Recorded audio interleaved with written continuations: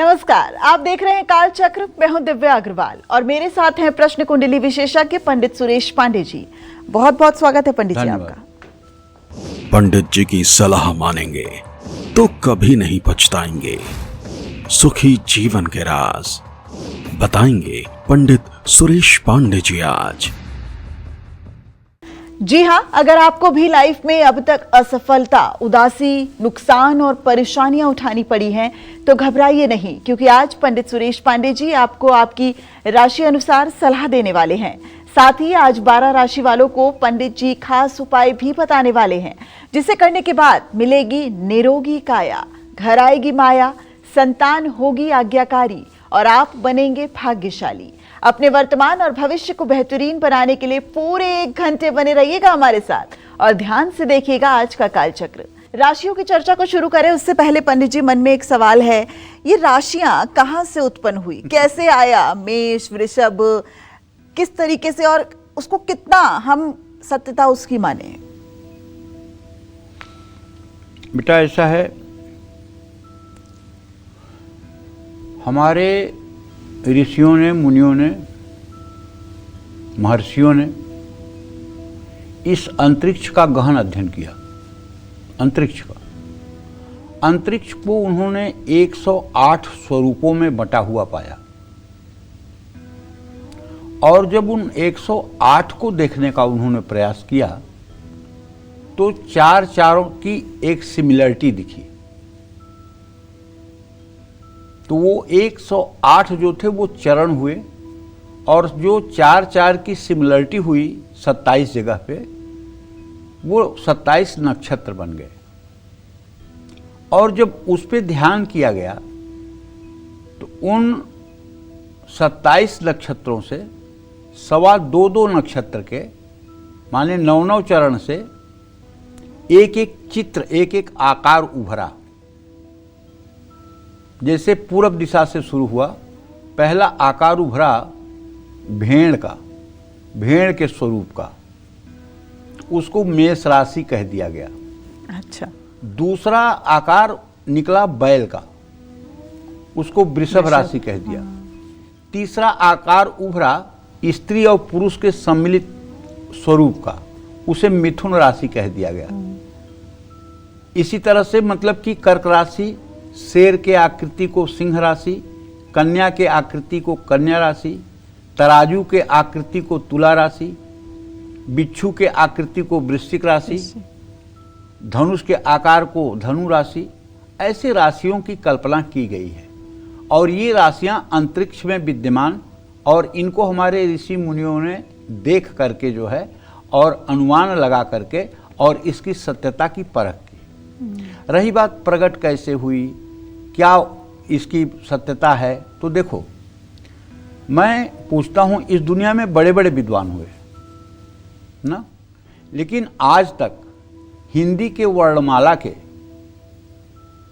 मात्रा और अक्षरों को छोड़ करके किसी ने क्या एक अक्षर या एक मात्रा को बढ़ा पाने की सामर्थ्य रखा है? या अंग्रेजी के जो 26 अक्षर हैं, उन 26 अक्षरों के अलावा 27वां अक्षर कोई आज तक जोड़ पाया है? नहीं। अगर ये कहा जाए कि ये कहाँ से प्रकट हुए अक्षर, अगर ये कहा जाए कि इसका आविष्कार किसने किया, तो कोई बता सकता है इसका आविष्कार किसने किया? अक्षरों का आविष्कार किसने किया? इसके रचयिता कौन है? इसका प्रादुर्भाव कैसे हुआ? समाज में ये शब्द कैसे आए? कोई कह सकता है? नहीं ना? नहीं। हाँ, मैं आपको बता रहा हूं। शब्दों की व्युत्पत्ति जो हुई है वो अनहद नाद से होने वाले धुनकारे से हुई है। अनहद नाद नाभि पर एक प्रकार की चलने वाली ध्वनि की तरंग है, और जब हम काष्ठ मौन हो जाते हैं, काष्ठ मौन समझ रहे हो ना, जैसे काठ एक जगह स्थिर हो जाता है, वैसे जैसे कछुआ अपने सारे आवरण को अपने शरीर में सिकोड़ लेता है तो एक मिट्टी का ढेला लगता है, उसी तरह से जब हम अपने सारे इंद्रियों को, मन को अंतर्मुख कर लेते हैं, अब उस समय हमारी चित्तवृत्ति एकाग्र होती है तो हमें अनहद नाद सुनाई देता है। ये अनहद नाद नाभि पर सुनाई देता है। एक संप्रदाय है राधा स्वामी संप्रदाय। इसके बड़े सत्संग भवन हैं और रविवार और बृहस्पतिवार को तो हमारे ईस्ट पटेल नगर में भी इनका बहुत बड़ा सत्संग होता है। ये लोग उस दिन ट्रैफिक भी चलाने लगते हैं और मतलब कि जो है लोगों को पानी भी पिलाने लगते हैं, बहुत काम करते हैं, अच्छा है। तो वहाँ भी जो है अनहद नाद की ही साधना सिखाई जाती है। अनहद नाद की ही साधना सिखाई जाती है कि अनहद नाद का जो धुनकारा है ओम का, अगर ये आपने सुन लिया तो ब्रह्म सायुज्य अर्थात ईश्वर को आपने जान लिया। तो अनहद नाद एकदम काष्ठ मौन की स्थिति जब आपकी बनती है, जब आपका चित्त शून्य में जाता है, तो उस समय अनहद नाद की ध्वनि आपको सुनाई देती है। उससे 3 अक्षर निकलते हैं, अ उ म, ओम। ओम। और इसी ओम से सारे अक्षरों की व्युत्पत्ति हुई है। अच्छा। इसी से सारे अक्षरों की व्युत्पत्ति हुई है। कोई ये नहीं कि अच्छा इसको अक्षर क्यों कहा जाता है? अक्षर जिसका कभी नाश न हो, जिसका कभी नाश न हो वो अक्षर है। अच्छा। अगर नाश हो गया तो अक्षर कैसा? अक्षर इसीलिए कहा जाता है। और गीता में भगवान ने कहा है कि एतद्वय अक्षरम ज्ञात्वा ब्रह्मलोके महीयते। ये ओंकार कोई और नहीं, मैं हूं। ये ओंकार कोई और नहीं, मैं हूं।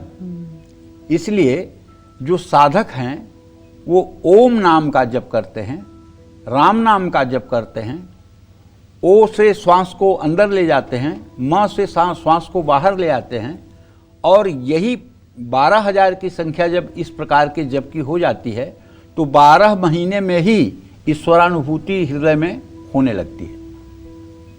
अब ये देखो, जिन लोगों ने इस विषय में अभ्यास नहीं किया है, जिन्होंने सत्संग नहीं सुना है, और या जिन्होंने इस विषय पर समय नहीं दिया है, उनके लिए ये सब कहना कि ये सब चीज़ें मिथ्या हैं, बकवास हैं, ये सब चीज़ें ढोंग हैं, ये सब चीज़ें मतलब कि कुछ नहीं होती हैं, मतलब कह सकते हैं। हाँ बिल्कुल, कुछ रहे हो? कुछ क्षण लगाएंगे हाँ, और कह देंगे बस। जैसे सन 1995 के बाद मोबाइल अस्तित्व में आया, ठीक है। अगर 1980 में कोई कहता कि हम तो भैया हिंदुस्तान में बैठ के अमेरिका वाले से एकदम फेस टू फेस बात करते थे, तो कोई मानता? नहीं। कोई मानता? नहीं ना। लेकिन आज तो मान रहे हैं लोग ना। तो इसी तरह से यहाँ आपके पास ज्ञान नहीं है तो आप किसी चीज को मानने से इनकार कर दीजिए कि ऐसा नहीं होता है। तो ये 12 ही नहीं क्यों होता होती है राशियां? इसलिए 12 होती हैं कि इनका स्वरूप ही 12 बना अंतरिक्ष में। अच्छा। इनका स्वरूप ही जो बना बेटा वो केवल 12 ही प्रकार का बना, इसलिए ये 12 राशियां हुई। 9 चरणाक्षरों के विभाग से 12 में 9 का गुणा करोगे तो 108 ही होगा, ठीक है। तो फिर तो ज्योतिषीय महत्व के साथ साथ वैज्ञानिक महत्व भी हुआ। हाँ, ज्योतिषी महत्व के साथ। ज्योतिष क्या है बेटा? विज्ञान की परिभाषा आपको बताता हूँ। क्योंकि कई बार बड़ा जब हम 8वीं लड़ाई होती है जब हम 8वीं 9वीं में पढ़ते थे जी। तो विज्ञान की परिभाषा पढ़ाई जाती थी कि विज्ञान किसे कहते हैं, विज्ञान किसे कहते हैं। तो उसमें लिखा था किसी वस्तु के सुसंगठित व्यवस्थित ज्ञान को ही विज्ञान कहते हैं। किसी वस्तु के सुसंगठित सुव्यवस्थित ज्ञान को ही विज्ञान कहते हैं। और ज्योतिष सुसंगठित और सुव्यवस्थित ज्ञान का ही दूसरा नाम है। तो ज्योतिष अपने आप में विज्ञान है। ओके। आप एक बात बताओ, आज इतने मतलब कि नासा या मतलब कि हमारे यहाँ भी DRDO और ये सब अनुसंधान इसरो केंद्र बने हुए हैं जी। आज के 500 साल पहले, 1000 साल पहले, हाँ, कौन सी वेधशाला थी जो बताती थी कि सूर्य ग्रहण इतने बजे होगा, चंद्र ग्रहण इतने बजे होगा? कौन सी वेधशाला बताती थी? कोई नहीं। ये पंडित जी लोग ही बताते थे ज्योतिष, ना। हाँ। ज्योतिष ही बताती थी ना। बिल्कुल। तो इसका मतलब कि ये अनादिकाल से सत्य है ना। हाँ। और जो बताते थे उसी समय चंद्रमा को ग्रहण लगता था, जब बताते थे तो उसी समय सूर्य को ग्रहण लगता था। क्योंकि आपने कह दिया कि 6:47 पर सुबह सूर्य को ग्रहण लगेगा, तो अब दुनिया तो देख रही है 6:47 पर लग रहा है कि नहीं लग रहा है। अगर आपकी एक बार बात झूठी हो जाए, 6:47 की जगह 7 बजे होना शुरू हो जाए, तो आपका तो उपहास हो जाएगा, आपको तो कोई मानेगा ही नहीं। तो ये मतलब ज्योतिष अगर विज्ञान न होता तो ये कैसे निर्धारित करता कि सूर्य ग्रहण कब होगा, चंद्र ग्रहण कब होगा? और घड़ी नहीं थी तो भी तो पहर देखकर और उसी हिसाब से बताया जाता था कि हाँ, 6:45 तो सूर्य घड़ी होती थी जी। उस समय सूर्य घड़ी होती थी। सूर्य घड़ी से समय का आकलन किया जाता है, सूर्य घड़ी से समय का आकलन किया जाता था। तो कहने का आशय यह है कि ये ऋषियों मुनियों का देश है, ठीक है। और ऋषियों मुनियों के अंदर ये सामर्थ्य थी, वो अज्ञात को भी ज्ञात कर लेते थे। उनका जीवन इस तरह से भगवत समर्पित और प्रभु कृपा संपन्न था कि उन्हें सब कुछ दिखाई पड़ता था। तो पंडित जी ये कहना गलत नहीं होगा कि ज्योतिष और विज्ञान एक ही सिक्के के दो पहलू हैं।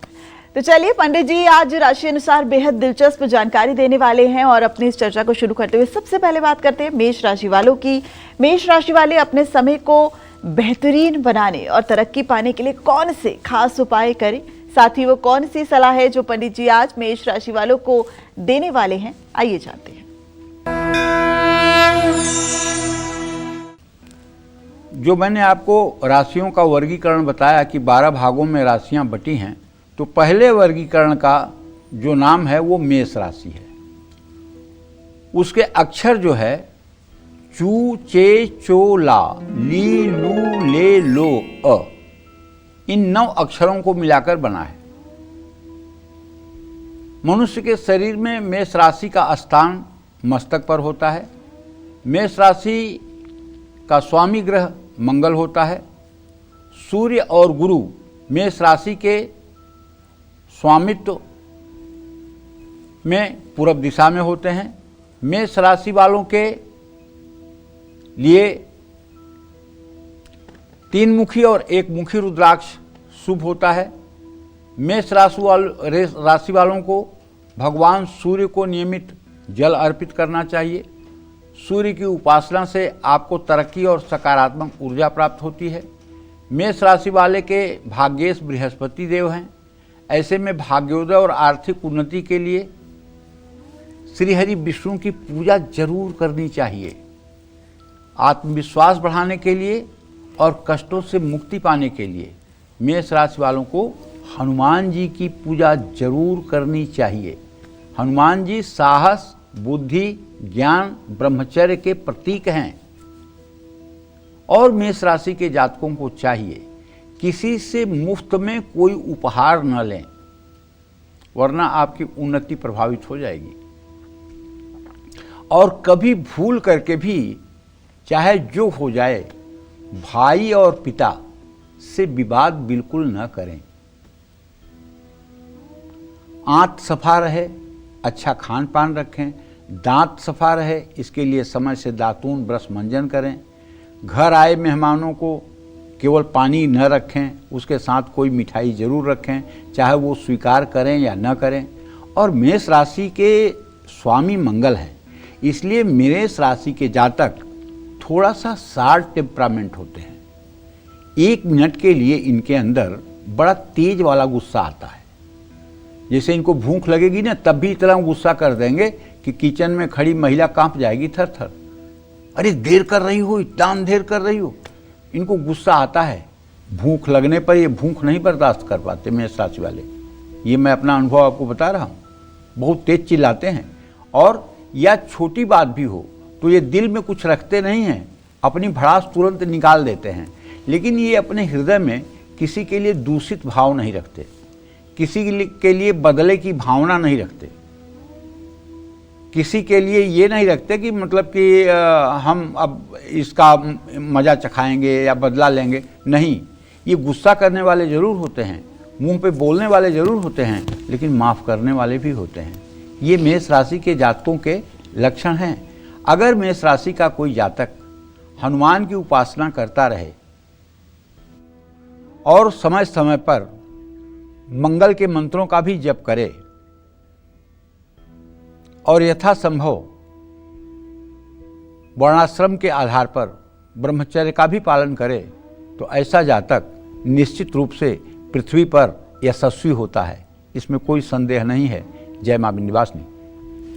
चलिए अब बात करते हैं वृषभ राशि वालों की। लेकिन पंडित जी, अब आपने तो मेष राशि वालों को बता दिया कि भाई ये थोड़ा सा गुस्सैल होते हैं, इनको क्रोध ज्यादा आता है। अब ये भी दर्शकों को क्लियर कर दीजिए कि इसका मतलब ये नहीं है कि पंडित जी ने बोल दिया ये क्रोध प्रवृत्ति होती है, तो बहुत सारे लोग ये भी कहेंगे कि भाई देखो पंडित जी ने कहा है हमारी क्रोध प्रवृत्ति है, उसको शांत भी किया जा सकता है। नहीं, ये क्रोध प्रवृत्ति के नहीं होते हैं, क्षणिक क्रोध इनको आता है। हाँ। क्षणिक क्रोध आता है और ये बेचारे भूख नहीं बर्दाश्त कर पाते। मेष राशि के जातकों का लक्षण है कि ये भूख नहीं बर्दाश्त कर पाते और ज्यादा क्रोध इनको भूख लगने पर ही आता है। अच्छा, समझ रहे हो? हाँ। और दूसरी बात ये बताऊं कि मेष राशि के जातक बहुत अच्छे होते हैं। इन्हें किसी भी भावुक प्रसंग पर इनके आंखों से जल की गंगा जमुना बहने लगती है। ये इतने भावुक भी होते हैं, इतने इमोशन भी होते हैं और बहुत सच्चे इंसान होते हैं और किसी के प्रति बहुत समर्पित होते हैं। इनके निष्ठा पर कमी नहीं होती है और ये कभी कृतज्ञ नहीं होते हैं। इनके साथ यदि आपने कोई परोपकार कर दिया है तो आजीवन आपका यशोगान करते रहेंगे। तो चलिए, पंडित जी ने तो मेष राशि वालों का कॉलर अप कर दिया है। अब बात करते हैं वृषभ राशि वालों की और जानते हैं कैसी होती है इनकी प्रवृत्ति। धन लाभ, अच्छी नौकरी और कारोबार बढ़ाने के लिए वृषभ राशि वाले कौन से खास उपाय करें, साथ ही वो कौन सी सलाह है जो आज पंडित जी वृषभ राशि वालों को देने वाले हैं, आइए जानते हैं। देखिए, पहले तो ये बताना चाहूंगा, वृखः स्थिरः स्त्री शीतरुक्षौ यामेट शुभुर्वायु निशा चतुष्पाद श्वेतोति शब्दो विषमोदयोष्ण मध्य प्रजा संघ वनस्त शूद्रो। भगवान कृष्ण की भी वृषभ राशि है। इसका अक्षर है ई उ ए ओ वा वी वु वे वो उ और इसका स्वामी ग्रह है शुक्र। वृषभ राशि का स्थान जो होता है वो मुख पर होता है। वृषभ राशि का कारक ग्रह जो है शुक्र, बुध और शनि है। वैसे अगर देखा जाए तो 6 मुखी रुद्राक्षी माला आपके लिए शुभ होती है। आपको आर्थिक वृद्धि, अच्छी नौकरी और कारोबार में बढ़ोतरी के लिए शक्ति की उपासना करनी चाहिए। उसमें दुर्गा, काली, त्रिपुर सुंदरी, बगलामुखी किसी की भी उपासना आप कर सकते हैं। माँ पार्वती की पूजा कर सकते हैं, इससे भी आपको लाभ मिलेगा। जनक नंदिनी सीता की पूजा कर सकते हैं। किशोरी जी, राधा जी की पूजा आप कर सकते हैं। तो शनिदेव के मंदिर में शनिवार को ऐसे लोगों को नमन भी करना चाहिए। मंगलवार को सुंदरकांड का पाठ भी करना आपके लिए लाभदायक होगा। वृषभ राशि के जातकों की जिनकी चंद्र कुंडली प्रभावी होगी, अब देखिए ये बात यहाँ फिर मैं कह रहा हूँ, 2 प्रकार की जन्म कुंडली होती है। एक लग्न कुंडली होती है, एक चंद्र कुंडली होती है। लग्न कुंडली उसको कहते हैं कि लग्न प्रभावी हो, लग्न के फलादेश घटित हों। और किसी किसी की कुंडली में लग्न फलदायी नहीं होती, चंद्र कुंडली फलदायी होती है। अब ये डिसाइड करना तो अनुभवी ज्योतिषी का काम है। केवल लग्न को देखकर फलादेश कर देना उपहास का पात्र आप हो सकते हैं। केवल चंद्र कुंडली को देख करके कुछ कहना, इससे भी आप उपहास के पात्र हो सकते हैं। पहले आपको लग्न और चंद्र दोनों के बलाबल का अनुमान करना पड़ेगा कि इस जातक के ऊपर लग्न कुंडली प्रभावी है कि चंद्र कुंडली प्रभावी है। अगर चंद्र कुंडली प्रभावी है तो ऐसे जातक का चेहरा हल्का सा बैल के मुखाकृति का होगा, मतलब ऊपर चौड़ा होगा, नीचे पतला होगा, बीच में गाल थोड़े से दबे होंगे और ठोड़ी थोड़ी सी लंबी होगी। ये वृषभ राशि के जातकों के लक्षण हैं। आंखें छोटी होंगी, ये वृषभ राशि के जातकों के लक्षण हैं। कान सामान्य होंगे, मस्तक सामान्य होगा, बहुत ऊंचा मस्तक नहीं होगा। और ऐसे लोग स्थिर स्वभाव के होते हैं, स्त्रियोचित व्यवहार करते हैं, नारियोचित व्यवहार करते हैं और लग्जरी लाइफ के लिए इंटरेस्टेड रहते हैं।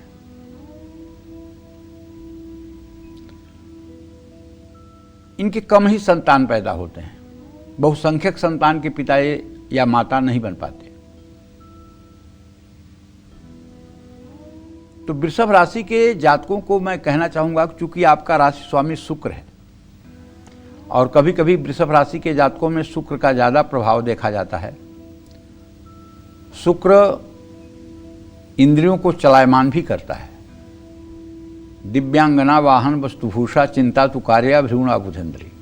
तो इंद्रियों को वश में करें और अगर किसी से कोई प्रॉमिस करें, अगर किसी से कोई वादा करें तो उस वादे को निभाने का भरपूर प्रयास करें। किसी को अनावश्यक परेशान न करें। हर रोज घर में सुबह शाम पूजन अर्चन का कार्यक्रम जरूर रखें। सात्विक और सदाचारपूर्ण जीवन जीने में विश्वास रखें। किसी की मदद करने से पीछे ना हटें और 7 प्रकार के अनाज का किसी जरूरतमंद को दान करें। ये सब ऐसे उपाय हैं जो आपके जीवन को महान बना सकते हैं। और यदि आप शक्ति की उपासना करेंगे, किशोरी जी राधा रानी की उपासना करेंगे, जगत जननी जगदम्बा माँ सीता की उपासना करेंगे, तो आप पक्का मान लीजिए आपके जीवन में आने वाले विघ्नों का समाधान अपने आप हो जाएगा, अपने आप हो जाएगा। क्योंकि ये जानकी जी, ये किशोरी जी, ये राधा रानी एक साक्षात ब्रह्मस्वरूपा हैं। राधा ही कृष्ण है, कृष्ण ही राधा हैं, और सीता ही राम है, राम ही सीता हैं। गिरा अर्थ जल बीच जिम देखियत भिन्न न भिन्न, बंदौ सीता राम पद जिन्हें परम प्रिय खिन्न। जिस तरह से गिरा माने होता है बाणी और अर्थ माने होता है उसका अर्थ, बाणी और उसके अर्थ में जैसे कोई अंतर नहीं होता है, जल बीच पानी और उसकी तरंगों में कोई अंतर नहीं होता, अस्तित्व तो पानी का ही है। इसी तरह से बंदौ सीताराम पद, सीताराम भी एक ही हैं जिन्हें परम प्रिय खिन्न। तो कहने का आशय ये है, जो वृषभ राशि के जातक जगत जननी जगदम्बा माँ सीता, माँ दुर्गा, माँ पार्वती, माँ राधा रानी, इन सब की पूजा उपासना में तन्मय होकर के साधना करते हैं, ऐसे लोगों के जीवन में एक अदृश्य शक्ति प्रकाश करती है और ऐसे लोगों का जन्म लेना पृथ्वी पर सार्थक होता है। जय मां विंध्यवासिनी। तो इसलिए तो हम कह रहे हैं कि आज का एपिसोड बहुत खास है। बस बने रहिएगा हमारे साथ, क्योंकि आप भी जान सकते हैं कि आपकी राशि कौन सी है और आपका नेचर, सिग्नेचर, व्यक्तित्व कैसा है और आने वाला समय आपका कैसा रहने वाला है। तो चलिए, अब बारी आ गई है मिथुन राशि वालों की। धन, सेहत और भाग्य की स्थिति को मजबूत करने और नौकरी कारोबार में सफलता पाने के लिए मिथुन राशि वाले कौन से खास उपाय करें, साथ ही आज पंडित जी मिथुन राशि वालों को भाग्योदय के लिए कौन सी सलाह देने वाले हैं, आइए जानते हैं। देखिए, मिथुन राशि के जातकों के बारे में ये कहना चाहूँगा, प्रत्येक समीरा सुखभा द्विपाना द्वंद्वम दुमूर्तिम विषमोदयोष्ण मध्य प्रजा संग वनस्त शूद्रौ स्निग्ध दिने तथोग्रह। कहने का मतलब ये है कि मिथुन राशि में जिसकी चंद्र कुंडली प्रभावी होगी, लग्न कुंडली प्रभावी होगी, तब मेरी बात लागू नहीं होगी। जब चंद्र कुंडली प्रभावी होगी तो ऐसे जातक का चेहरा पान के पत्ते की तरह होगा। नाक के सीध में ऊपर के होठ तक चेहरा चौड़ा होगा और होठ के ठीक नीचे चेहरा एकदम नीचे पान के पत्ते की तरह हो जाएगा। मतलब ऊपर का चेहरा पुरुषों जैसा होगा और नीचे का चेहरा स्त्रियों जैसा होगा, इसीलिए इसको मिथुन कहते हैं। मतलब स्त्री और पुरुष दोनों का चेहरा एक जैसा मिलता है। और नाक कैसी होगी बाबू? तोते जैसी होगी। जैसे तोते की नाक आगे मुड़ी होती है, ऐसे जो मिथुन राशि के जातक होते हैं उनकी नाक आगे की तरफ मुड़ी हुई, झुकी हुई होती है, तोते की तरह होती है। और इनकी स्किन ऐसी होती है कि अगर उस पर आप नाखून से भी स्क्रैच करें तो नाखून का स्क्रैच का चिन्ह दिखाई नहीं देगा। कम बोलते हैं ये मिथुन राशि वाले। 5 बात आप बोलोगे तो 1 बात बोलेंगे। ज़्यादा बकबक करने वाले नहीं होते हमारी तरह। कम ही बोलते हैं और बस हाँ ना में जवाब दे करके अपना काम चला लेते हैं। तो इनके लिए जो अक्षर हमारे मनीषियों ने निर्धारित किया है वो है काकी कूके को घ अंग छ ह। तो ये वायु प्रधान मिथुन राशि है, इसका स्वामी ग्रह बुध है। मिथुन राशि का स्थान वक्षस्थल है और खास करके कंठ वॉइस बॉक्स को अगर माना जाए तो ज़्यादा ठीक होता है। श्वास नली में इनका स्थान होता है। आपके लिए 4 मुखी रुद्राक्ष शुभ होता है। धन, सेहत और भाग्य की स्थिति को मजबूत करने के लिए मिथुन राशि के जातकों को तन्मय होकर के भगवान गणेश की उपासना करनी चाहिए। गणेशो साक्षात कृष्ण है, गणेश साक्षात कृष्ण ही हैं। इसमें अगर किसी के दिमाग में भ्रम हो तो निकाल दो। गणेशो साक्षात कृष्ण है। गणेश की पूजा करके आप परम पिता परमेश्वर कृष्ण की पूजा का फल प्राप्त कर सकते हैं, इसमें कोई संदेह नहीं। इसीलिए शास्त्रों में कहा जाता है कलौ चंडी विनायक। कलयुग में बिना विनायक गणेश की पूजा और बिना चंडी की पूजा किए कोई भी पूजा निष्फल मानी जाती है। इन्हें श्री हरि विष्णु की भी पूजा करनी चाहिए। परिवार में सुख शांति के लिए, कष्टों के निवारण के लिए शनि देव के मंदिर, देखिए मंदिर शब्द मैं कह जरूर रहा हूँ, लेकिन जरूरी नहीं है कि आप मंदिर में जाइए, क्योंकि हमारे शास्त्रों में शनि मंदिर के लिए बहुत कुछ उल्लेख नहीं है। क्योंकि शनि की दृष्टि जहाँ पड़ जाती है, स्थान हानि करो जियो स्थान वृद्धि करो शनि। शनि की दृष्टि जहाँ पड़ जाती है वो भाव नष्ट हो जाता है।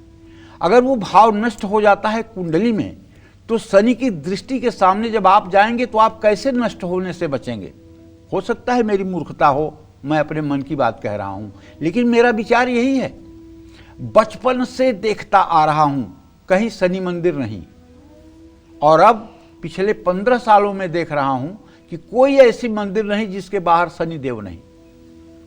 क्यों? क्योंकि अब भगवान को लोगों ने व्यापार बना लिया है।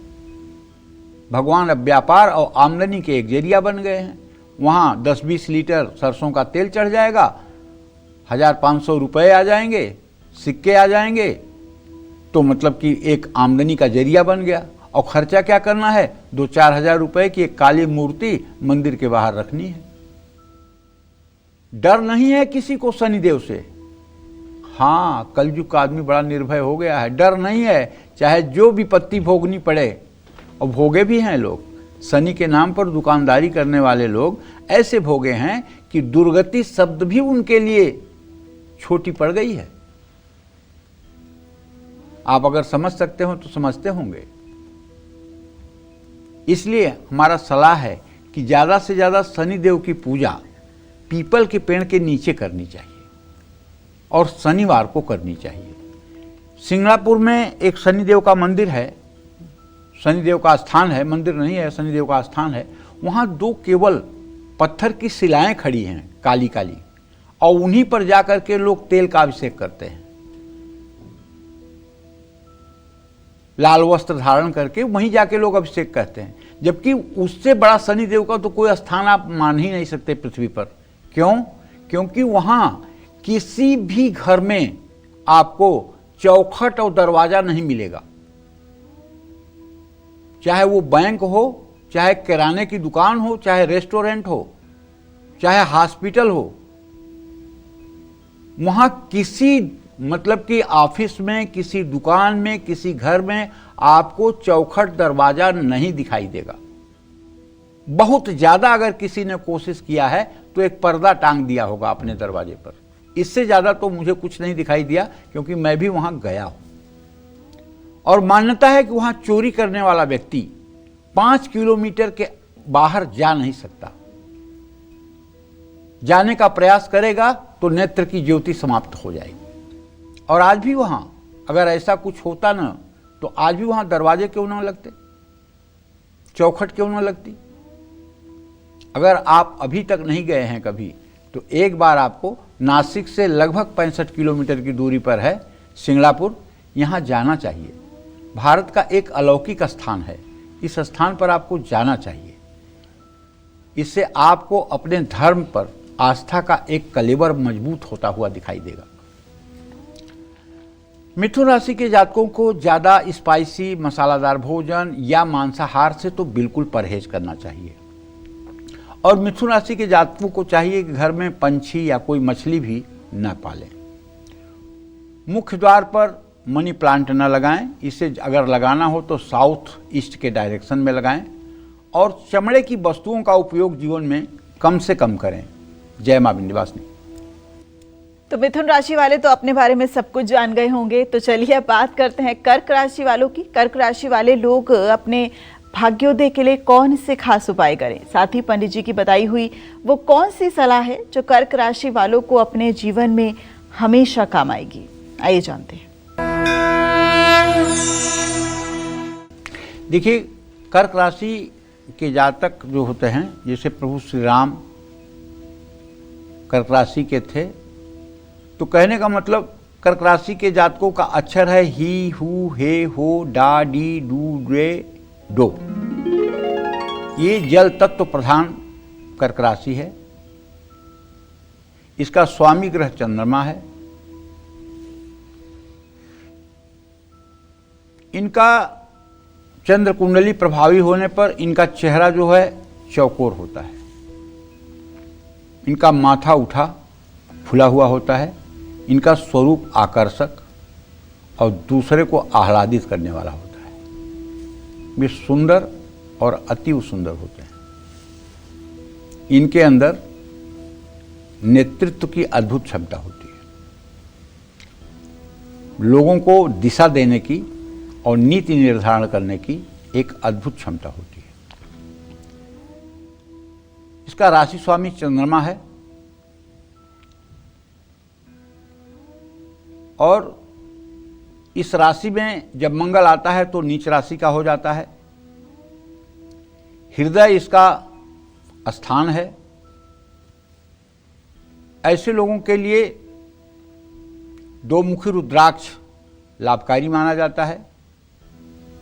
लेकिन मेरे कहने का मतलब ये नहीं कि मैं रुद्राक्ष बता रहा हूं तो कल से आप रुद्राक्ष खोजना शुरू कर दीजिए और रुद्राक्ष पहनने से फिर आप अंबानी बन जाएंगे। ऐसा कुछ है वह नहीं। इस बात पे बहुत ज़्यादा गौर मत करिए। हाँ, रुद्राक्ष अगर धारण करना हो तो दो मुखी रुद्राक्ष एक धारण कर लीजिए। अगर केवल रुद्राक्ष पहनने से किस्मत बदलती, अगर केवल कंठी माला पहनने से किस्मत बदलती, तो फिर कर्म और प्रारब्ध नाम की कोई चीज़ ना रह जाती। उसके लिए किसी भी प्रकार के रत्न पहनने से, किसी भी प्रकार के रुद्राक्ष पहनने से, किसी प्रकार की जंतर मंतर पहनने से अच्छा है पहले अपने सोच को सही करिए, पहले अपने चिंतन को सही करिए, पहले अपने चित्त को सही करिए। और चित्त और चिंतन नहीं सही होगा तो चाहे जो पहन लीजिए कुछ न होने वाला है। और चित्त और चिंतन सही हो जाए तो अगर आपके ऊपर एक लंगोटी भी रहेगी तब भी दुनिया आपके शरण में रहेगी। बदलना है तो अंदर बदलो, बाहर बदलने से कोई बहुत फायदा नहीं मिलने वाला है। परिवर्तन करना है तो चित्त शुद्धि का तीर्थ में स्नान करो। चित्त शुद्धि का तीर्थ क्या है? चित्त को शुद्ध करने वाला तीर्थ क्या है? चित्त को शुद्ध करने वाला तीर्थ है तत्वबोध महात्माओं के उपदेश ग्रहण करिए, उनकी बातों पे चलने का प्रयास करिए, अपने शास्त्रों का स्वाध्याय करिए। क्या कहती है गीता जी, क्या कहता है रामचरितमानस, क्या कहता है श्रीमद् भागवत महापुराण, क्या कहता है वाल्मीकि रामायण, क्या कहता है देवी भागवत। ये हमारे शास्त्र क्या कहते हैं, किस तरह की जीवन शैली बताते हैं, किस तरह का आचार विचार बताते हैं। जब इस तरह के आचार विचार आपके अंदर आएंगे, जानते हैं जब फूल में पराग आता है तो भंवरे अपने आप उसके पास चले आते हैं। भंवरों को फूल निमंत्रण कार्ड नहीं भेजता है बल्कि भंवरे खुद से आते हैं। उसी तरह से जिस दिन आपके अंदर योग्यता विकसित हो जाएगी, आप विश्वास करिए सफलता आपकी दासी बन जाएगी। जिस दिन आपके अंदर योग्यता विकसित हो जाएगी उस दिन सफलता आपकी दासी बन जाएगी। और योग्यता विकसित करने के लिए, जीवन को सफल बनाने के लिए किसी महापुरुष के चरण की शरणागति जरूर चाहिए। किसी शास्त्र की शरणागति जरूर चाहिए, किसी इष्ट की शरणागति जरूर चाहिए, ताकि उस पर आप अपने जीवन को ढाल सके। वैसे कर्क राशि के जातकों को भगवान शिव की उपासना से बहुत लाभ मिलता है।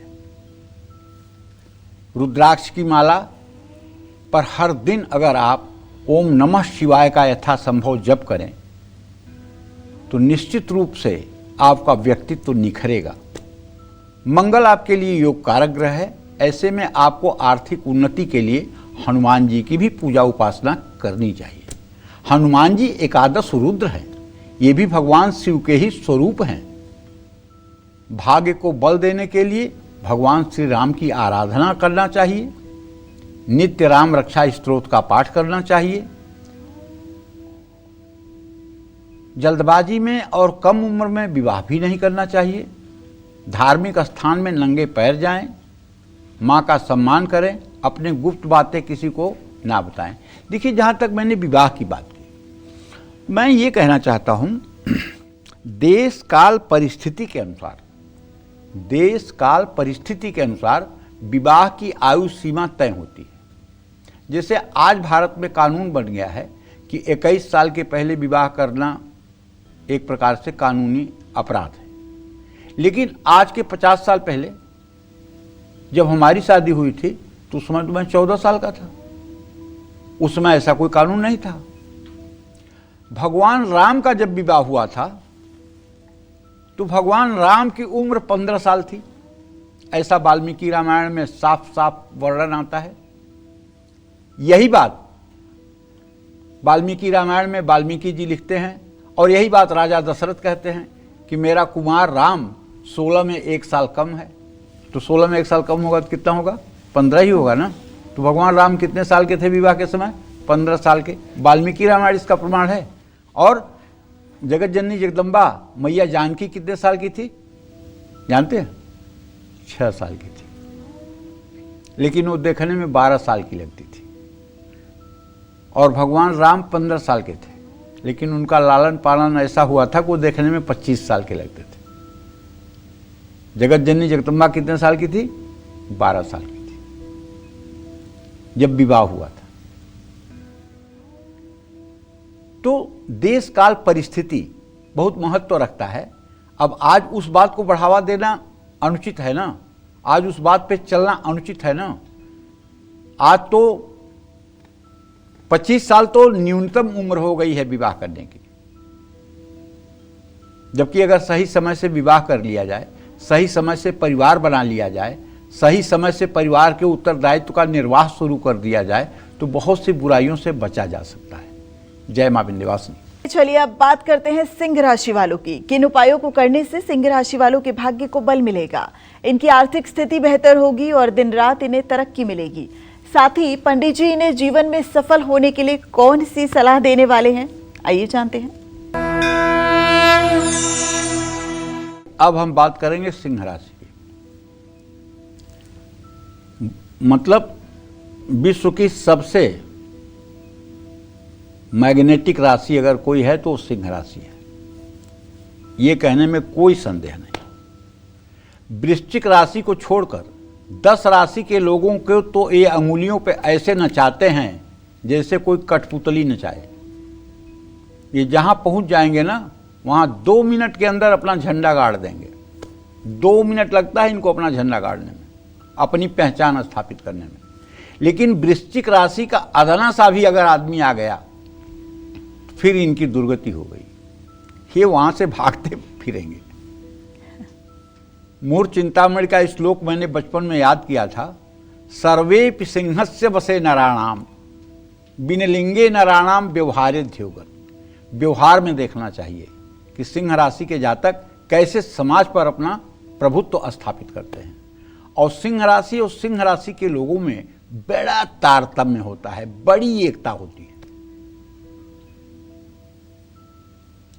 तो शेर की जो आकृति थी उसको सिंह राशि का स्वरूप हमारे मनीषियों ने दिया। उसका अक्षर है मा मी मू में मोटा टी टू टे। ये 9 अक्षर है। इनका स्वामी ग्रह सूर्य है, ये तो आपको भी पता है। सिंह राशि के जातक तेजस्वी, प्रतिभा संपन्न और अपनी बात को मजबूती से कहने वाले होते हैं। लेकिन बड़ी बीमारी एक सिंह राशि के जातकों के अंदर होती है, बता दे रहा हूं। अगर इनके दिमाग में कोई चढ़ गया, विश्वास करो मरते दम तक जब तक उसको मिट्टी में ना मिला दें तब तक उसको ये भूलते नहीं हैं। देखने में आपको नहीं लगेगा कि ये आपको भूल गए हैं कि याद किए हैं, देखने में आपको नहीं लगेगा, लेकिन आपको ऐसे जगह पर टांग देंगे कि जिसकी आप कल्पना नहीं कर सकते। तो इनकी दुश्मनी भली नहीं है। हाँ, सिंह राशि का स्थान शरीर में पेट होता है। सिंह राशि का कारक ग्रह सूर्य मंगल है। आपके लिए जो नहीं मिलता है वो रुद्राक्ष शुभ है। क्या नहीं मिलता है? एक मुखी रुद्राक्ष। एक मुखी रुद्राक्ष और एक मुखी आदमी बड़ा ढूंढने पर ही मिलेगा भाई। मतलब जो कहता हो वही करता हो ऐसा आदमी एक मुखी है, और जिसमें सिर्फ एक रेखा हो ऐसा रुद्राक्ष एक मुखी है। अभी तक तो हमने नहीं देखा है एक मुखी रुद्राक्ष ओरिजिनल। काजू के दाने वाला रुद्राक्ष देखा है, बहुत लोग पहने हुए हैं, कह रहे हैं एक मुखी रुद्राक्ष है। मैं नहीं मानता कि वो एक मुखी रुद्राक्ष है। होगा भी तो मुझे क्या फर्क पड़ता है। आपको हर सुख की प्राप्ति के लिए प्रतिदिन सूर्य की उपासना करनी चाहिए। और जानते हैं, सूर्य की हल्की फुल्की उपासना नहीं करनी चाहिए। सूर्योदय के समय सूर्य को अर्घ देना चाहिए, गायत्री मंत्र का जप करना चाहिए, गायत्री मंत्र से हवन करना चाहिए, और गायत्री मंत्र के द्वारा आपको प्राणायाम करना चाहिए। अब मैंने बता तो दिया कि आप हो प्रतिभाशाली, लेकिन उस प्रतिभा को निखारने के लिए कुछ करोगे ना। अगर खेत में बहुत बढ़िया बीज है तो उगेगा, तो इसमें कोई दो राय नहीं। लेकिन अगर खाद नहीं दोगे, पानी नहीं दोगे, उसका रखरखाव नहीं करोगे, उसकी निकाई गुड़ाई नहीं करोगे, तो पेड़ तो मुरझाएगा। तो मान लिया कि आप प्रतिभाशाली हैं, लेकिन अगर उस अपनी प्रतिभा को निखारने के लिए आप अपने मन मस्तिष्क को प्राणायाम, योग साधना, स्वाध्याय का अवलंबन नहीं करेंगे, सत्संग का अवलंबन नहीं करेंगे, श्रेष्ठ जनों के बातों को नहीं मानेंगे, तो आप महान कैसे होंगे? तब हो सकता है कि आपके अंदर अहंकार ज्यादा पैदा हो जाए। तब हो सकता है कि सफलता के मद में आप रहने लगे, लोकप्रिय होने की जगह आप अलोकप्रिय हो जाए। और तांबे का बर्तन आपको यूज करना चाहिए। तांबे के लोटे से सूर्य को जल देना चाहिए, सूर्य के मंत्रों का जप करना चाहिए। अगर आपकी जन्म कुंडली में सिंह राशि होते हुए भी किसी किसी का सूर्य नीच राशि में होता है, ऐसा मैंने अनुभव किया है, तो फिर सावधान हो जाओ, क्योंकि अब जीवन उथल पुथल हो जाएगा। और खास करके अगर नीच नवांश में हो गया, तब तो पक्का है कि आपका आत्मबल एकदम छिन्न भिन्न हो जाएगा। अब इसी जगह सावधान होना है। या तो गायत्री मंत्र का 24 माला जप करना शुरू कर दीजिए सुबह शाम मिला करके, सूर्यास्त के पहले और सूर्यास्त से पहले और सूर्योदय के समय 24 माला जप करना शुरू कर दीजिए, और 108 सुबह शाम हवन करना शुरू कर दीजिए। तब आपकी पर्सनालिटी में डेवलपमेंट आएगा, सूर्य ठीक हो जाएगा। या दूसरा, ओम आकृष्णेन रजसा वर्तमानो निवेशयन्न मृतंग मृत्यंग च हिरण्येन सविता रथेन देव याति भुवनानि पश्यन्न। ये गूगल पे आप करिए सूर्य का वैदिक मंत्र, तो आपको लिख के आ जाएगा। इस मंत्र का 10 माला जप कम से कम 31 दिन कर लीजिए। इससे फिर आपका जीवन सुखी हो जाएगा। और आदित्य हृदय स्तोत्र का नित्य पाठ करिए। इससे आपको बहुत अच्छी सेहत और बहुत अच्छा सकारात्मक ऊर्जा प्राप्त होगी। भाग्य को बल देना और पारिवारिक सुख शांति के लिए हनुमान जी की उपासना करें। कारोबार और नौकरी में सफलता के लिए सिंह राशि वालों को भगवती की आराधना करनी चाहिए। मांसाहार और नशीली चीज़ों से तो बिल्कुल बचना चाहिए, और किसी से कभी कोई मुफ्त उपहार नहीं लेना चाहिए। यात्रा करने से पहले कोई मीठी चीज खा करके ही यात्रा शुरू करनी चाहिए। जय मां विंध्यवासिनी। चलिए पंडित जी, कन्या राशि वाले इंतजार कर रहे हैं, तो अब बात करते हैं कन्या राशि वालों की। कन्या राशि वाले अपने भाग्योदय के लिए कौन से खास उपाय करें, साथ ही पंडित जी की बताई वो कौन सी सलाह है जो कन्या राशि वालों को अपने जीवन में हमेशा काम आएगी। आइए जानते हैं। राशि के जातक यथा नाम तथा गुण, कन्या के ही तरह स्वरूप इनका हो। इनका अक्षर है हो, प, पी, पू, ख, ड़, ठ, पे, पो। ये सब कन्या राशि के जातकों के अक्षर शब्द हैं। ये पृथ्वी तत्व प्रधान कन्या राशि का स्वामी ग्रह बुध है। कन्या राशि का स्थान कमर में होता है। कन्या राशि का कारक ग्रह बुध और शुक्र है। आपके लिए 4 मुखी रुद्राक्ष धारण करना शुभ माना गया है। कारोबार, धन और भाग्य में वृद्धि के लिए कन्या राशि के जातकों को भगवती राजराजेश्वरी दुर्गा की उपासना करनी चाहिए। दुर्गा सप्तशती का पाठ करना चाहिए। अच्छी सेहत और सफलता प्राप्त करने के लिए आप गणेश जी की भी उपासना कर सकते हैं। पारिवारिक सुख शांति के लिए प्रभु श्री राम की शरणागति ले लीजिए। बहन, बुआ, मौसी से रिश्ते मधुर रखिए। वादा किसी से करिए तो उससे निभाइए जरूर। नौकरी और कारोबार में बिना सलाह के कोई जोखिम मत लीजिए। कन्या राशि के जातक जो होते हैं, प्रायः इन्हें बहुत स्ट्रगल करना पड़ता है जीवन में, बहुत स्ट्रगल करना पड़ता है। और ऐसे लोगों को चाहिए, कन्या राशि के जो जातक हैं, अपने जीवन में या तो राम रक्षा स्त्रोत का आश्रय ले लें, या विष्णु सहस्त्रनाम, गोपाल सहस्त्रनाम का आश्रय ले लें, या राम कृष्ण हरि में से किसी एक को अपना आराध्य मान करके अपने जीवन को उनके श्री चरणों में समर्पित कर दें। अगर जीवन के सफलता का रहस्य चाहते हो तो कंप्लीट सरेंडर कर दीजिए, कंप्लीट शरणागति कर दीजिए। प्रभु जो हैं आप हैं, जैसे चाहिए वैसे आप रखिए। ये भाव जब आ जाएगा तो जीवन में सफलता आ जाएगी। जय मां विंध्यवासिनी। चलिए, अब बारी आ गई है तुला राशि वालों की धन, सेहत और भाग्य की स्थिति को मजबूत करने और नौकरी कारोबार में सफलता पाने के लिए तुला राशि वाले कौन सा खास उपाय करें। साथ ही आज पंडित जी तुला राशि वालों को भाग्योदय के लिए कौन सी सलाह देने वाले हैं, आइए जानते हैं।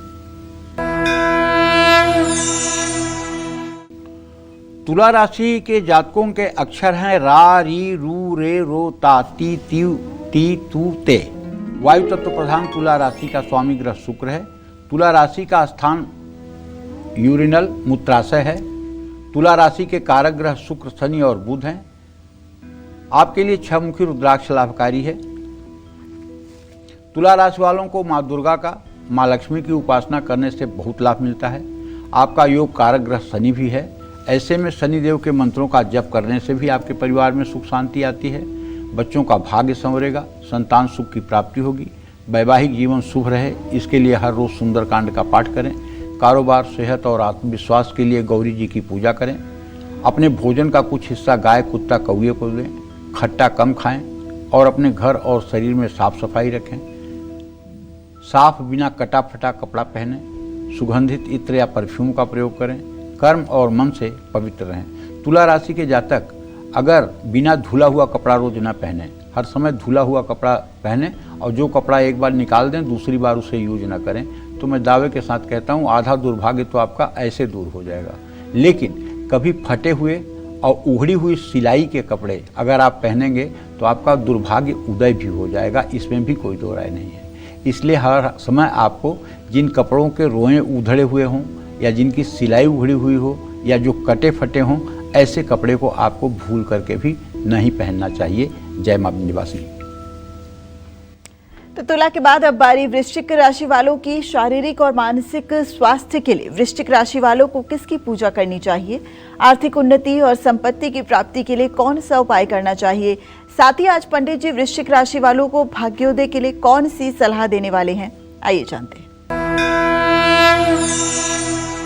वृश्चिक राशि का अक्षर है ना, नी, नू, ने, नो, या, ई, यू, ए। तो वृश्चिक राशि वालों का स्वामी ग्रह तो मंगल है। वृश्चिक राशि का स्थान लिंग है, गुदा में गुदा है।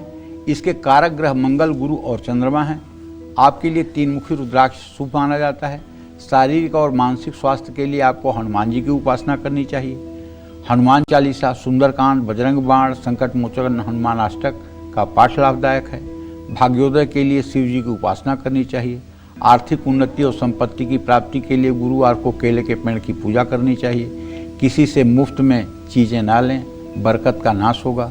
भाई और पिता से झगड़ा ना करें। आंतों और दांतों की सफाई का ध्यान रखें। घर आए मेहमानों को मीठा जरूर खिलाएं। क्रोध ना करें। तो ये सब चीज़ें आपके लिए फायदेमंद हैं। जय मां विंध्यवासिनी।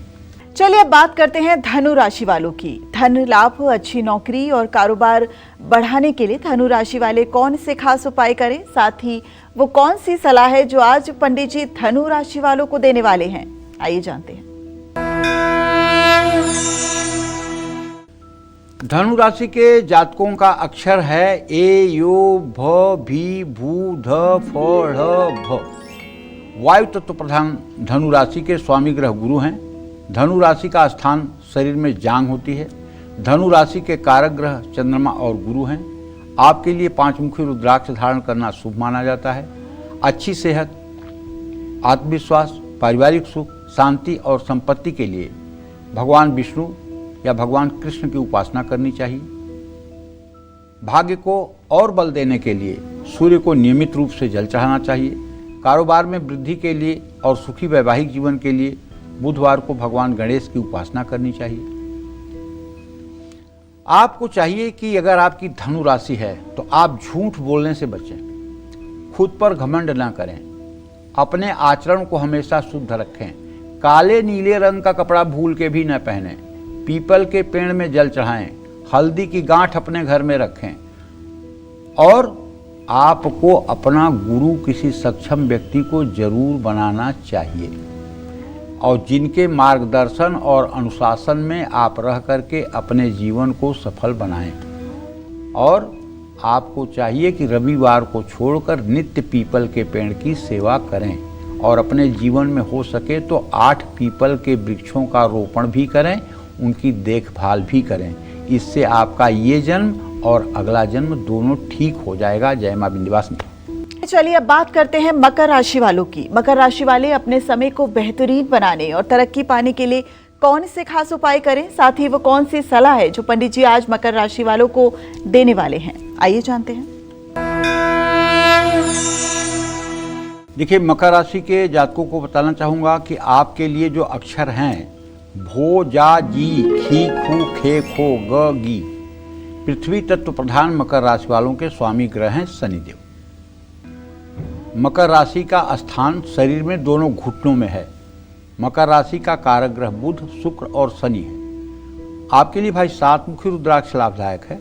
सेहत, सेल्फ कॉन्फिडेंस, धन और भावनात्मक संतुलन के लिए शनि देव के मंत्रों का आपको जप करना चाहिए। नीलांजन समाभासम रविपुत्रम में माग्रजम छाया मार्तंड संभूतम तम नमामि शनैश्चरम। शनिदेव की मानसिक पूजा पीपल के पेड़ के नीचे करनी चाहिए। भैरव जी की उपासना करनी चाहिए। मंगल भी आपके लिए योग कारक हैं। तरक्की और कष्टों से मुक्ति और पारिवारिक सुख शांति के लिए हनुमान जी की उपासना आपके लिए वरदान है। कारोबार में वृद्धि और स्थायित्व के लिए माँ दुर्गा की भी पूजा आपको करनी चाहिए। शनि की वस्तुओं का आप दान भी कर सकते हैं। चींटी और कौवे को हर रोज कुछ देना चाहिए। नेत्रहीन और शारीरिक रूप से असक्षम या सफाई कर्मी या जरूरतमंद लोगों का कभी भूल के भी अपमान नहीं करना चाहिए। अपने कर्म सुधारें और पापों की क्षमा मांगें। जय मां विंध्यवासिनी। चलिए बात करते हैं कुंभ राशि वालों की। भाग्योदय के लिए कुंभ राशि वाले कौन से खास उपाय करें, साथ ही वो कौन सी सलाह है जो आज पंडित जी कुंभ राशि वालों को देने वाले हैं, आइए जानते हैं। सबसे ज्यादा इसी राशि के जातक पृथ्वी पर पाए जाते हैं प्रचलित नाम के हिसाब से। जितने लोगों, आप अपनी टेलीफोन की जो है कांटेक्ट लिस्ट देख लीजिए, यस नाम से सबसे ज़्यादा नाम आपको मिलेगा। आप देख लीजिए कांटेक्ट लिस्ट में। दूसरे नंबर पर ए नाम आता है, पहले नंबर पर जो है यस आता है। तो गु, गे, गो, सा, सी, सु, से, सो, द, ये वायु तत्व प्रधान कुंभ राशि के नाम है। इनका स्वामी ग्रह शनिदेव हैं। कुंभ राशि शरीर में स्थान में पिंडलियां। कुंभ राशि के कारक ग्रह शनि, शुक्र और गुरु हैं। आपके लिए 7 मुखी रुद्राक्ष भाग्यशाली है। शनिदेव की उपासना करने से कुंभ राशि वालों का सेल्फ कॉन्फिडेंस बढ़ता है, अच्छी सेहत मिलती है और मानसिक शांति होती है। एक बात आप जान लीजिए, जन्म राशि जो होती है वो केवल विवाह में विचार की जाती है या ग्रहण के समय विचार किया जाता है या 7.5 उढ़ैया जानने के लिए विचार किया जाता है। लेकिन जैसे आपको व्यापार करना है, किसी से मित्रता शत्रुता करनी है, कोई मुकदमा दायर करना है, किसी स्थान पर आपको निवास करना है, वो जगह आपके लिए कैसी है, कोई फर्म आपको बनानी है, तो आपके नाम राशि का विचार होगा वहाँ आपके जन्म राशि का विचार नहीं होगा। ये बात बहुत ध्यान देने योग्य है। अच्छे अच्छे लोग इसमें गच्चा खा जाते हैं। इसलिए नाम राशि का भी महत्व है। जिस नाम को बुलाने से आप सोने पर जग जाते हैं, उसका भी असर आपके जीवन पर होता है। ऐसा नहीं कि आपके ऊपर उसका असर नहीं होगा, आपकी तो जो जन्म राशि है उसी का असर होगा ना, उसका भी असर आपके ऊपर होगा। क्योंकि भीड़ में भी अगर उस नाम से कोई बुलाए तो आप पीछे की ओर मुड़ जाते हैं, आप उधर देखने लगते हैं। इसका मतलब है ना कनेक्शन उसका आपसे, तो उसका भी असर होता है। ये बात भी ध्यान रखिएगा। ऐसे लोगों को भाग्योदय के लिए और पारिवारिक शांति के लिए राजराजेश्वरी दुर्गा की पूजा करनी चाहिए। कारोबार में वृद्धि के लिए और स्थायित्व के लिए हनुमान जी की उपासना करनी चाहिए। जो भी आदमी दुर्गा जी की उपासना करे उसे हनुमान जी और भैरव की पूजा जरूर करना चाहिए। हर समय दुर्गा जी के साथ हनुमान जी और भैरव रहते ही रहते हैं।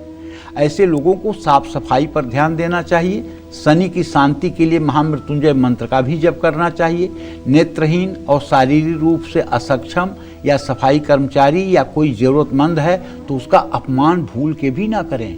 अपने कर्म सुधारें और यदि कोई जाने अनजाने में भूल या गलती हो गई है तो उसके लिए प्रायश्चित करें, उसके लिए पछतावा करें, भगवान से माफ़ी मांगें। जय मां विंध्यवासिनी। चलिए अब बात करते हैं मीन राशि वालों की। मीन राशि वाले अपने समय को बेहतरीन बनाने और तरक्की पाने के लिए कौन से खास उपाय करें, साथ ही वो कौन सी सलाह है जो पंडित जी आज मीन राशि वालों को देने वाले हैं, आइए जानते हैं। मीन राशि वालों के अक्षर हैं दा, दी, दू, थ, झ, य, दे, दो, चा, ची। ये जल तत्व प्रधान मीन राशि है। इसका स्वामी ग्रह बृहस्पति हैं, कारक बृहस्पति हैं, मंगल है, सूर्य है। अच्छी सेहत, आत्मविश्वास, कारोबार में वृद्धि के लिए आपको नियमित श्री राम की आराधना करनी चाहिए। आपके भाग्येश मंगल हैं, ऐसे में आर्थिक और भाग्य वृद्धि के लिए आपको हनुमान जी की भी पूजा करनी चाहिए। श्री राम स्तुति करना आपके लिए शुभकारी है। और ये मीन राशि है तो मीन राशि के जातक अगर झूठ की नींव न डालें तो इनका जीवन ज़्यादा सुखी रहता है। लेकिन ये अगर झूठ बोलेंगे तो अपने जाल में अपने ही फंस जाते हैं। किसी दूसरे का नुकसान ये बेचारे करते नहीं हैं, अपना ही नुकसान कर लेते हैं झूठ बोल के। मतलब थोड़े समय की विपत्ति को टालने के लिए बड़ी विपत्ति मोल ले लेते हैं। तो इसलिए मेरी सलाह मीन राशि के जातकों को है कि आप प्रतिज्ञा कर लीजिए झूठ नहीं बोलना है, चाहे दुनिया इधर की उधर हो जाए। अपने ज्ञान का घमंड भी नहीं करना चाहिए। पिता, दादा या गुरु का कभी भूल कर अपमान नहीं करना चाहिए। धर्मस्थान, धर्म ग्रंथ या देवी देवताओं का सम्मान करना चाहिए। नास्तिक और नास्तिक विचार के लोगों से दूरी बना के रखना चाहिए और अपने आचरण को हमेशा शुद्ध रखना चाहिए। जय मां विंध्यवासिनी। तो आज हमारे दर्शकों को इतनी महत्वपूर्ण जानकारी देने के लिए पंडित जी आपका बहुत बहुत धन्यवाद। उम्मीद करते हैं आपको आज का हमारा विषय बहुत पसंद आया होगा। कल फिर एक नए विषय और आपकी परेशानियों को दूर करने के लिए ढेरों उपाय लेकर हम आएंगे पंडित सुरेश पांडे जी के साथ। तब तक कालचक्र की पूरी टीम को दीजिए इजाजत। देश दुनिया की तमाम खबरों के लिए देखते रहिए News 24। नमस्कार।